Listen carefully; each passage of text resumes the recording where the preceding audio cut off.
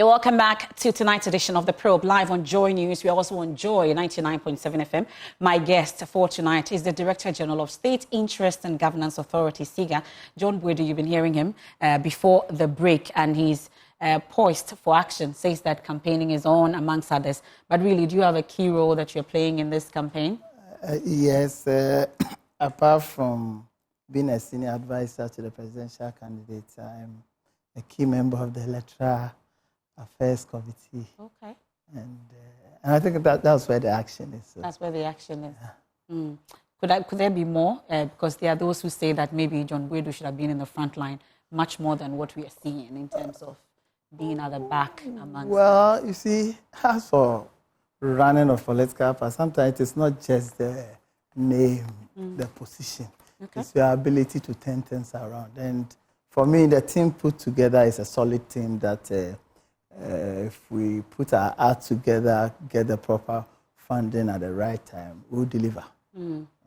Is the NPP assistant now and the candidates that you have as marketable as it ought to be, you'd say? As for our candidates, there's no doubt about the fact that if you look at the two main parties, NPP, NDC, our candidates in terms of intellect, in terms of initiative, in terms of articulation, in terms of background, in terms of delivery, has done so much, even though he's not the main person, like he's not the president. But even as vice, he started as one of the most visible vice presidents we've ever had in this country. And for us to have him as our candidate, more so when this election is going to be an election of the two nothness. You understand? And taking New Patriotic Party, we've run this country for 16 years.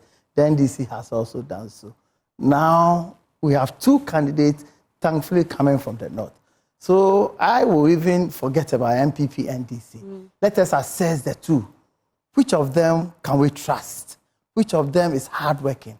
Which of them will come back to us to demand our mandate again? As a result, we'll work towards achieving the mandate that we gave to And it will be him. the NPP. And this is the New Patriotic Party. This is Dr.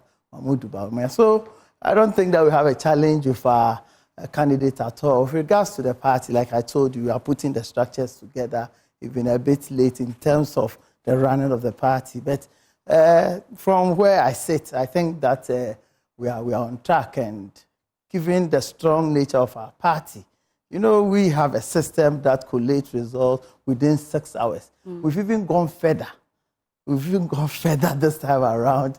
And the party's campaign is going to talk to almost everybody because we know where everybody in this country is. You understand? So I want to just assure our party members that we are in a good place.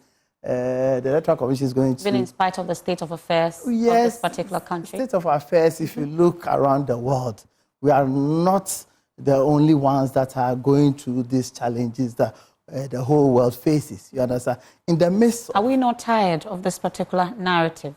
But what else will you say? That we are...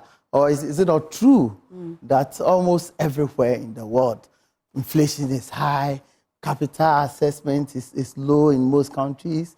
Lots of the countries are going through IMF prescriptions.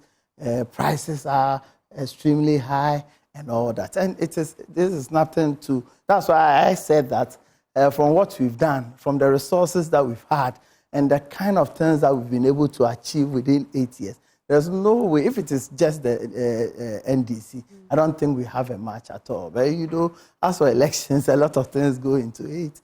We are now seeing other political parties coming up, independent candidates. So all will be factored into the kind of arrangement that we put in place to ensure that we'll have one-touch victory in 2024.